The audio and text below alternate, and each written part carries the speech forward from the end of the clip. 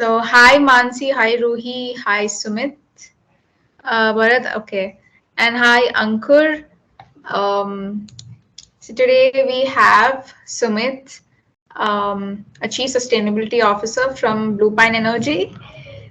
Okay, let's start with talking about how you joined this company, uh, and what is the motivation behind becoming a Chief Sustainability Officer, because it's a very new concept, right? It's a very new profession, at least in India.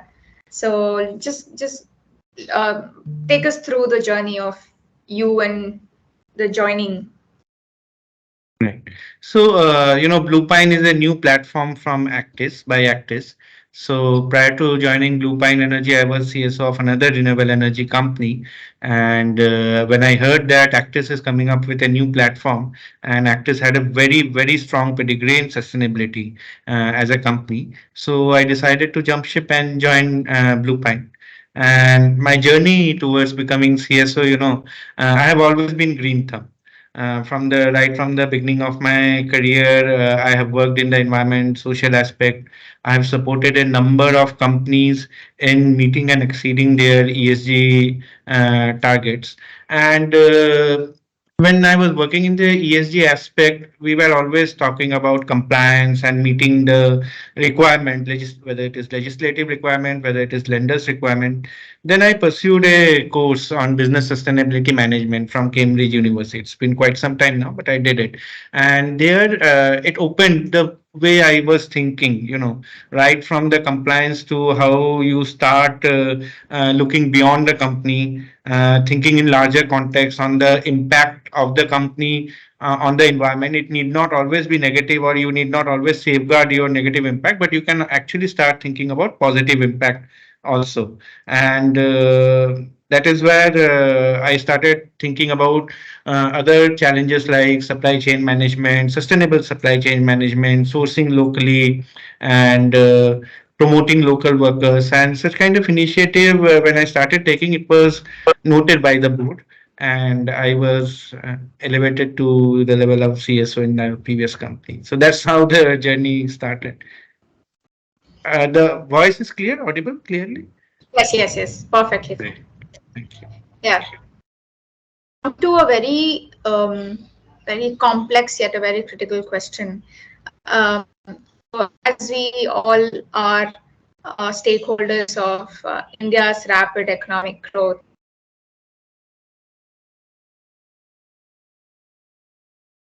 Shruti, industry, right? So you how is again your froze. sustainability strategy? Okay, Can you I repeat the froze. question? There was a lag. Yeah. Yeah, can you hear me now? Yes.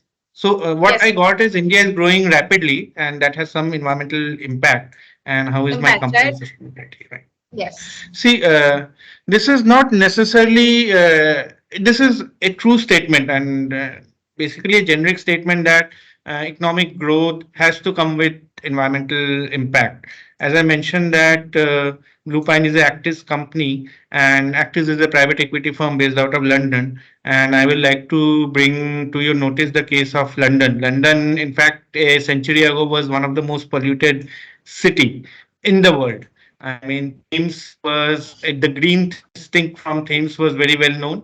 In fact, in 1950s, the river was declared to be biologically dead. The London smog was the first smog the world experienced. Now in Delhi, we often witness smog, and I'm preparing for it in next couple of months. But London Mhm. smog was the first smog that killed thousands of people.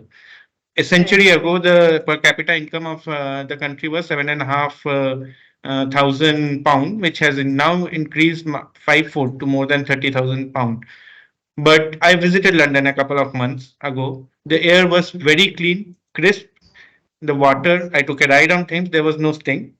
They say that water is drinkable right now. So if a city can develop in a sustainable manner, why can't the country or a company and develop? Now, fortunately for us, we are a renewable energy company, which has one of the lowest or negligible impact on the environment. In fact, the renewable energy industry has been categorized as a white category company by Ministry of Environment and Forest.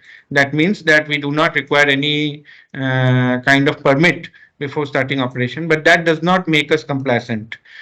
We follow the international regulation. We before we start any project, though it is not required, we undertake environment and social due diligence before even we purchase a land, and we ensure that there are no environmental or social costs to the of the project activity that cannot be mitigated or that has any severe. And once we start the project, we hire consultants of international repute who use international standard, because in India it is not required, but internationally we use IFC performance standard and everything to develop environmental social impact assessment study. Anything that can be mitigated or any positive environmental impact that can be generated, we ensure that is implemented. Right. Thank you so much. So that brings me to one of the things you spoke about. Sustainability is not a parallel, but should um, people should envision sustainability in their vision and mission statement, um, and not as a segment in a company. So could you please enlighten us with that? I can. So, so people say sustainability should be inculcated in our vision and mission statement as a Right. core responsibility and not as a parallel or a segment in a company, right? So, could you please enlighten us with that? Yes. So, as I mentioned that earlier, when we talked about environmental social aspect, we always talked about compliance. So from there, we should move to efficiency. From efficiency, we should move to innovation. So it is not a compliance requirement. It is a method by which business can become better. And the business case of sustainability has to be ingrained in the company, and the board and the management today most of the company recognize that being sustainable would mean better business, and it has a positive impact not only in terms of financial return but also in terms of better stakeholder outreach, better customer outreach, and better financial outreach. So time and again, as we see, multiple companies are having management roles of sustainability, including our company and many other companies. So it is becoming ingrained in the management decision process. Yeah, it definitely is becoming ingrained. But how do you envision the role of a CSO evolving in the next decade? Because as we see, it's a booming profession. So Correct. also, if you talk about the involvement of CSO as a profession in the next decade, could you also enlighten what are the new challenges and opportunities do you anticipate? Also, do you, I mean, you experience right now as being in this profession? And also tied up to a company, because you might as well have a very different vision as compared to the organization. Right. So fortunately, the vision is aligned because we are a new company. So right from day one, we have set the vision right. As a CSO, we would be moving. The role would be more moving from impact mitigation to enhancing the economical, environmental, and social performance.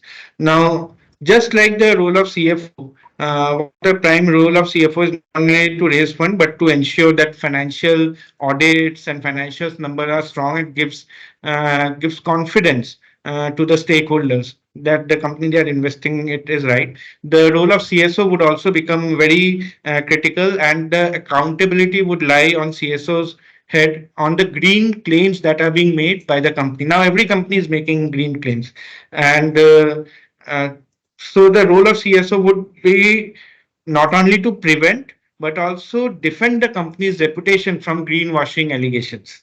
So that is one of the key roles, because you are a part of the management and a lot of things can be said which may be correct, which may not be correct. So at one level, you are ensuring that company is moving towards the right path in the sustainable part, sourcing responsibly, using energy very responsibly, using water responsibly. But the numbers, statistics, publishing the sustainability report would become very critical. Now it has become Right. mandatory for a number of companies, even in India. Yes. But such kind of reporting, such kind of activity would become more and more uh, of a role of the CSO going forward. Right. So now that you've spoken about the challenges, how can we mitigate these challenges, especially through the lens of a CSO of a company? Because a lot of people, green aspirants, want to become a CSO in the future, and I see a lot of people on LinkedIn are looking forward to become one, and a lot of mentors who have worked closely with people like you are training these people virtually.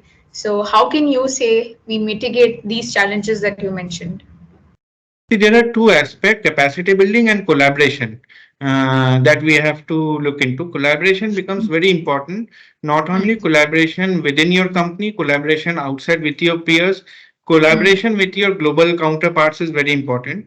I am very right? happy to share from the collaboration perspective. Actis Mm, has a very good culture of mm, bringing all its group company from all over the world, bringing all the CSOs together under one roof and spending a couple of days together, mm, discussing the kind of risk, challenges, opportunities, initiatives they are taking, and that helps us in bringing back the best practices that our peers are trying. So that is one of the key things. Sustainability professionals are not competing with each other. We are a relatively new professional. We should always look, reach out, and help each other. That's one aspect. true, true, true. As you said, collaboration is very essential in especially organizations working towards sustainability. Could you share some of the examples of the successful partnerships or the collaborations BluePine Energy has tied? Also, maybe you worked with government or any organizations. Could you just share things with us? So, BluePine Energy is a relatively new platform of Actis, but I would like to share an initiative of our group company in South Africa. The name of the company is Lakela. So, Lakela is again a renewable energy company of South Africa. I met them few days ago when I was in London during the knowledge exchange program, and they establish a platform or an NGO something like an NGO called Inspire Network, wherein multiple renewable energy companies operational in South Africa Mm, like Lakela, BT Renewables, Synergy Global, even mm, the South African Wind Energy Association and Photovoltaic Industry Association, private company came together to foster just transition. The skill development in the South African population in the renewable energy sector and enhancing social performance of the renewable energy sector. One thing that we have to, and this is something that we wish to replicate in India as well, because one thing we have to understand that the industry is growing at a very, very rapid pace. And there is talent. Finding the right talent is becoming more and more difficult. yeah. While we are growing at the rapid pace, there is aspiration also in the community of being a part of the this thing, and that is where just transition becomes very relevant to us. And only one company working in the just transition aspect may not be very fruitful, because I may train the people, but by the time the trained people are there, I may not require that much worker. And that is where we need to collaborate with our peers to ensure that yes, the talent that we are taking from market are getting replenished, and the growth that we are currently looking at the industry level is Mm, sustainable right. and does not get curtailed because of lack of talent. Right. So I think we've been speaking about inter-organizational collaboration. Let's talk about within the organization. So it's important to build a sustainability-driven culture among your employees. So as unlike a few companies out there, which are not their visions are not aligned with their CSOs, um, companies like Infosys and Microsoft, how do you foster a sustainability driven culture among employees? Because that happens through communication and a lot of CTAs. Unlike your company, all of you are working towards a single vision. So, yeah, could you tell So, us? so we are very fortunate in that aspect, because 80% of our people have joined us in last 1 year, Right. and we have a very strong pedigree of sustainability from Actis, and that culture and that focus has been ingrained into everyone who joins from day one. In fact, I Mm, would say that many of the employees actually join because of our good sustainability practices. in Right. fact. And right from the start, we have our ESG committee, which is a part of our board. So the ESG committee meets as frequently as the board meets and provides inputs to the boards, ensures that if any kind of initiative needs to be taken, it is taken. As a group, we ensure that the sustainability practice is not limited only to sustainability department, but it is taken jointly by all the employees. And any kind of sustainability practice cannot work in silo. For example, if I'm talking about going water neutral as a sustainability practice, then I have to collaborate right from the design team who designs a robotic dry cleaning to the construction team who implements the robotic dry cleaning to the operational team who Okay. operates the robotic dry cleaning and the project finance team who funds the robotic dry cleaning. Yeah. So developing sustainable project at a company level and involving all the line department ensures that we are aligned towards the same vision. And to my experience, the employees find it to be very meaningful to be able to contribute to the betterment of the environment. Yeah, definitely. It works in BluePine. But unlike other companies that it's supposed to be, so people take up a few fellowship courses within the organization as a part of upskilling. So I think it depends on in the type of the nature of organization for sure. So my next question would be, so there are a lot of regulatory changes because sustainability is closely related to governmental policies. I mean, how does this impact your long-term sustainability planning? Because sustainability is supposed to be looked at with a long-term vision. So we keep ourselves updated about the emerging regulations that are coming locally and that are also coming internationally, because many a time the international regulations are then finally translated to local regulations. So and this gives us some time to prepare. For example, just recently this year, the e-waste regulation was modified and solar photovoltaic modules were included as a e-waste. Earlier they were not regulated, and we had seen the draft notification when it was proposed a year ago, and we had prepared ourselves to responsibly recycle the solar module. And by the time the regulation came, we had already learned how to responsibly recycle our modules, and we have already done it.